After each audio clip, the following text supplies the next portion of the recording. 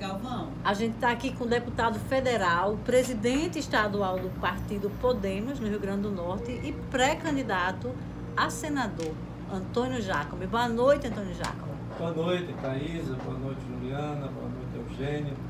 Boa noite, ouvintes da 95. O que foi que aconteceu que você é deputado, tem um projeto de reeleição e, de repente, foi para a disputa de uma cadeira no Senado? Vamos começar do zero aí. As circunstâncias políticas que envolvem cada pleito, né, geralmente acontecem essas mudanças de projeto nas vésperas das convenções. Como você bem disse, eu trabalhando a reeleição, eu acho que estava bem encaminhado, graças a Deus consegui fazer um mandato bem produtivo, um mandato bem voltado para o interesse coletivo do Rio Grande do Norte, mas a circunstância política da não candidatura que era legítima, era natural, do senador José Agripino, e abrindo essa vaga, vamos chamar assim, na chapa majoritária do ex-prefeito Carlos Eduardo e do senador Garibaldo Filho, eu fui convidado, ouvi o meu grupo, ouvi minhas lideranças eclesiásticas, ouvi a família e decidi ir para um novo desafio. E, aliás, meus 30 anos de vida pública foram pautados por muitos desafios. Então, assim, o que fez você mudar de cargo e o que fez você mudar de grupo? Porque você era um político da base eleitoral, da base administrativa até, do governador Robson Faria, e foi para o lado do principal adversário hoje do governador Robson Faria, que é a candidatura do ex-prefeito de Natal, Carlos Eduardo Alves. Vamos colocar as coisas nos seus devidos lugares. Vamos. Eu mudei a postulação, já que era pré-candidato a deputado federal e agora sou pré-candidato ao Senado. Eu não mudei de grupo político. Agora, por que eu aceitei ser pré-candidato ao Senado? 30 anos de vida pública, país. Mas o senhor não tinha cargos indicados no governo Robson Faria? Respondo já. Isso não significa uma mudança de grupo político? Não, porque eu não tinha cargo. Vou explicar. Mas ela fez a pergunta anterior, por que eu decidi ser candidato ao Senado? Servi a Natal como vereador por 2 mandatos. Servi ao Rio Grande do Norte como deputado estadual por 4 mandatos. Servi ao meu estado como vice-governador e servi como deputado federal. E eu acho que depois de 30 anos eu estou amadurecido, preparado e estimulado para ser um grande senador república. Eu sou do Podemos, um partido de cara nova, que se reciclou. Eu não votei no governador Robson Faria, mas não tinha por que eu fazer oposição ao Rio Grande do Norte.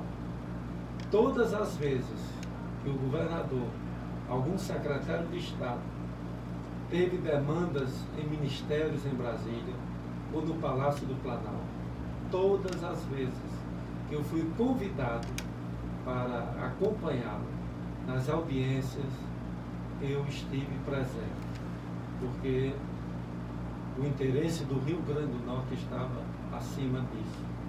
Meu filho, Jacó Jacome, é deputado estadual do PSD. Do governador, sim, partido do governador Robson Faria. Membro da bancada governista na Assembleia, dando sustentação político-administrativa ao governo, teve e tinha, né? Hoje não tem mais, embora ele continue no mesmo lugar, tinha seus espaços.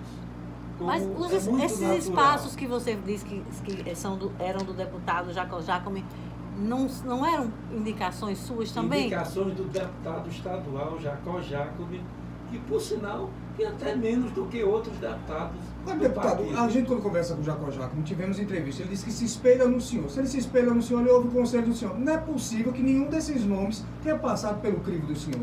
Fica difícil de acreditar o senhor sendo o pai dele e ele sendo o herdeiro político do senhor. Eugênio, Jacó Jacome é uma pessoa, Antônio Jacome é outra. Jacó Jacome é deputado e tem um mandato. Não é por ser filho de Jacome, deputado federal. Então ele tinha total liberdade. Claro, os nomes, a questão não é os nomes. Claro que mas quando o senhor decidiu estar com o grupo... A indicação se dá por peso político. Entendi. E o deputado Jacó Jacome tem e tinha peso político suficiente para indicar alguns espaços no governo. Entendi. Agora, deputado Antônio Jacome, a gente está aqui entrevistando o deputado Antônio Jacome do Podemos, pré-candidato a senador. Deputado, vai ser fácil ou vai ser difícil o senhor, no palanque do ex-prefeito Carlos Eduardo, pedindo voto para ele, e o deputado Jacó Jacome no palanque do governador Robinson Faria? Como é que vai ser isso? A circunstância política levou a isso. Jacó vai ser coerente com o partido dele, com o candidato dele, e eu vou ser coerente com esse grupo político do qual estou compondo a chapa majoritária. Sem subterfúgio, sem inverdades, de forma muito clara e transparente.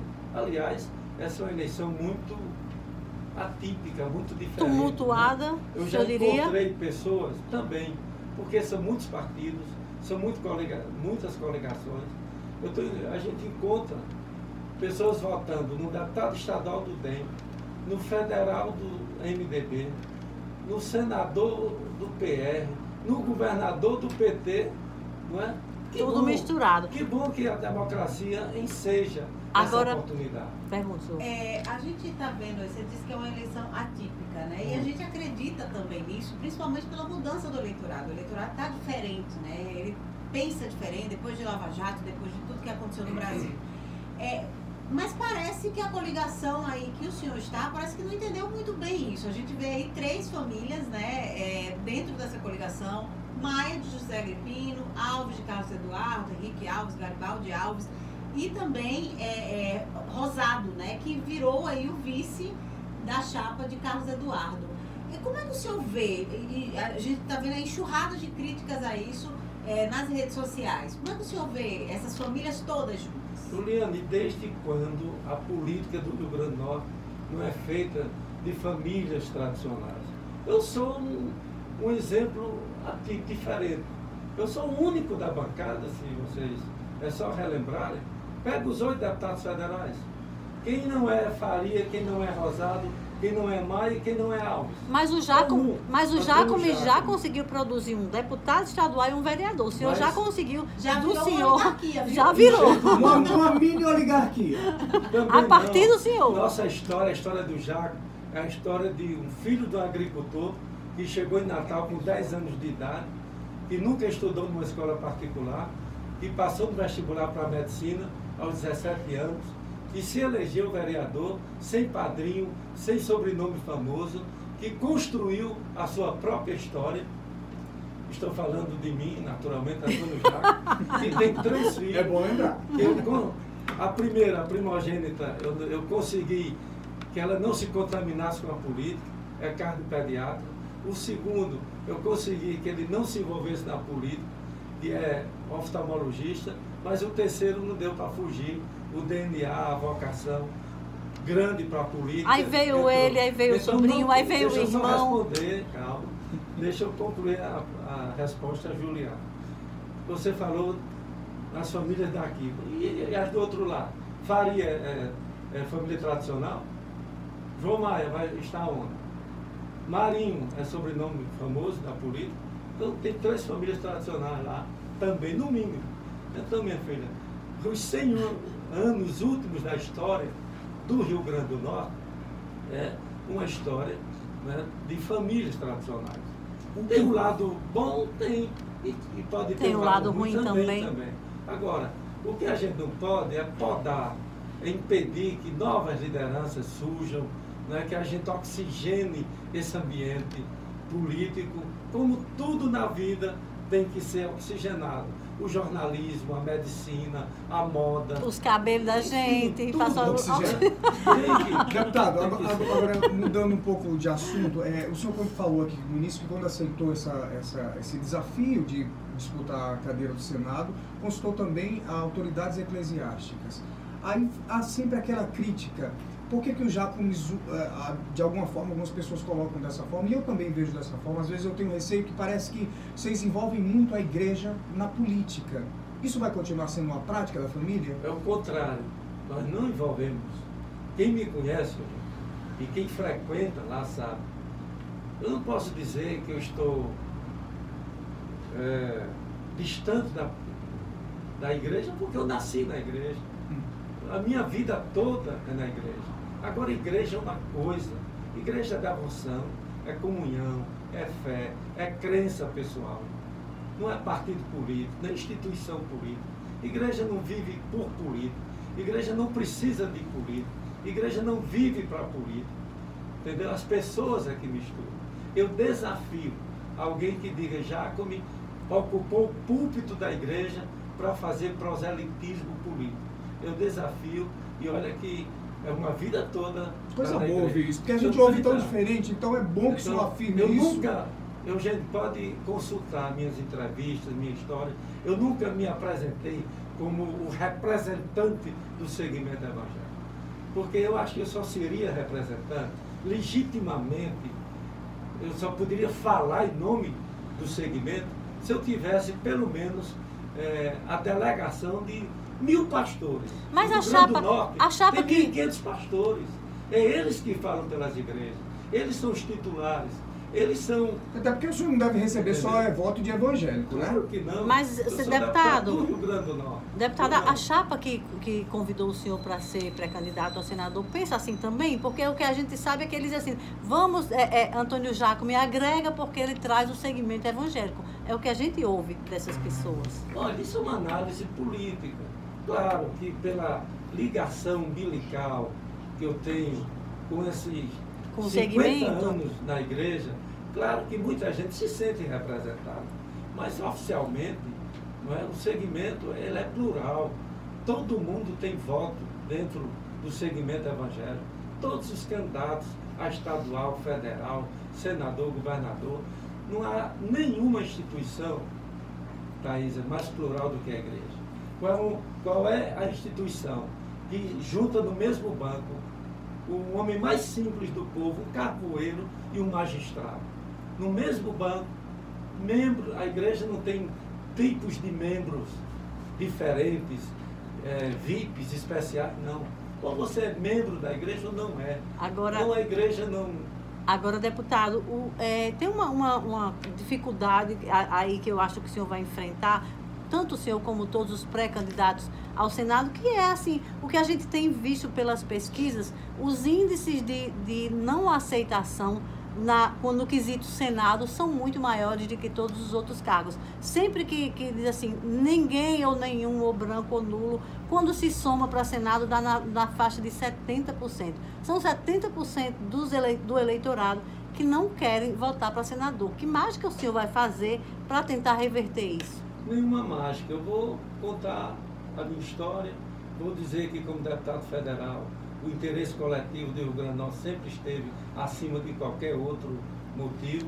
Eu votei contra a reforma trabalhista, eu votei contra Temer 2 vezes, mesmo me custando 3 órgãos federais que comandava no Rio Grande do Norte. Vou dizer ao povo que me preparei, que tenho 30 anos de vida pública, que nunca respondi um inquérito, muito menos um processo judicial. Então, vou me colocar à disposição do povo. Eu tenho certeza que essa grande rejeição, essa falta de empatia pela coisa política, pelo cargo de senador, vai cair. Não acredito que a gente tenha um índice de abstenção e de votos brancos e nulos tão altos como as pesquisas vêm mostrando nessa pré-campanha. Deputado, tem uma questão da chapa que o senhor integra aí, que é a presença que se fala, né, agora que ele está livre para atuar politicamente, saiu inclusive na Folha de São Paulo, e ele já estaria atuando, de Henrique Alves. O senhor se sente à vontade de trabalhar um ex-ministro e ex-deputado federal Henrique Alves, e se ele for para deputado federal, como é que fica essa situação, a presença dele no palanque, principalmente diante de tudo que aconteceu, ele acabou de sair da prisão? E só completando essa pergunta de Henrique, acima de tudo, o ex-deputado Henrique Alves atuou também junto ao MDB para tirar do senhor os cargos federais que o senhor tinha aqui no Rio Grande do Norte.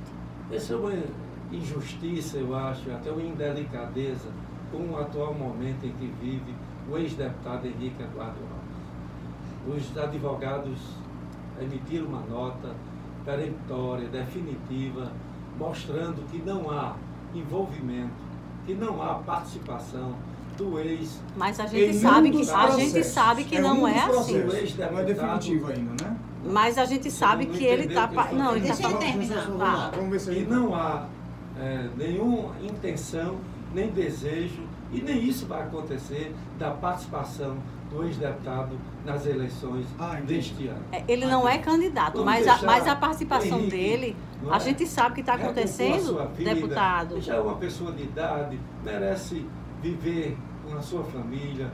Mas é uma pessoa pública, deputado. Não, mas é uma pessoa pública. Eu discordo do senhor. Mas ele está respondendo ao processo pelo momento público dele, né? Ele está fora da política. Mas eu discordo do senhor que ele não deva satisfações. Ele deve estar explicando. Mas enfim, mais respeito. Mas só para fazer uma análise política, deixar Henrique Alves responder as questões dele que a gente está com o Antônio Jacome, né, na entrevista. Na entrevista.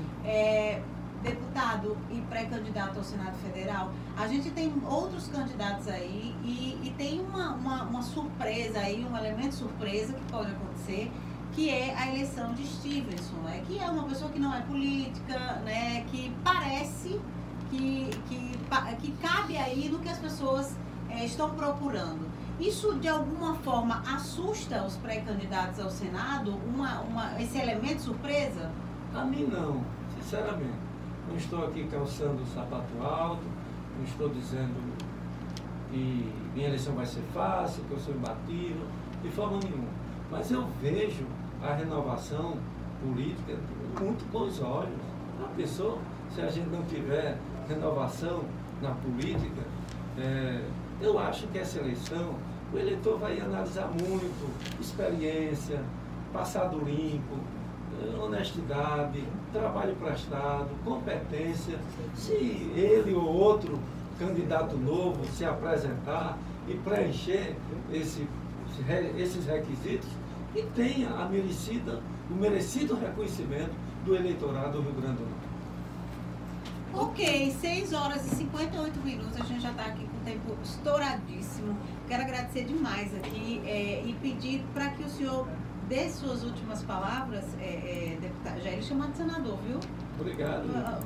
Tem que ter cuidado aqui com as entrevistas, porque a gente faz... Premonitórias, até porque a Justiça Eleitoral pode nos punir pelas premonições agora, então, né? Eu queria só que o senhor deixasse aqui suas últimas palavras, mas dizendo o que é que o senhor pretende fazer aí, caso eleito senador do Rio Grande do Norte. Pretendo continuar o meu trabalho em defesa da saúde pública, do maior financiamento do SUS, da melhor gestão, pelo Plano Nacional de Segurança Pública e a implantação e efetivação de um plano realmente de segurança, pela defesa dos movimentos sociais, enfim, eu sou presidente pelo combate ao câncer. Vou continuar esse grande trabalho, se Deus quiser, lá no Senado. Enfim, as bandeiras que eu abracei durante a vida e que tive sempre o respaldo do povo do Rio Grande do Norte. Só uma pergunta rapidinha, que a gente já estourou o tempo. Tem se falado muito que o PSD não vai dar a legenda para o deputado Jacó Jacome ser candidato. O senhor já conversou sobre isso? Tem alguma informação a mais sobre isso? Esse é um assunto superado. Jacó é pré-candidato e depois da convenção será candidato a deputado estadual pelo PSD. Ok, obrigado, deputado Jacome, pela entrevista aqui ao Jornal da Noite. Eu que agradeço, será sempre um prazer voltar aqui. Hora de dar tchau, meninas, tchau! Tchau, tchau, a gente volta amanhã.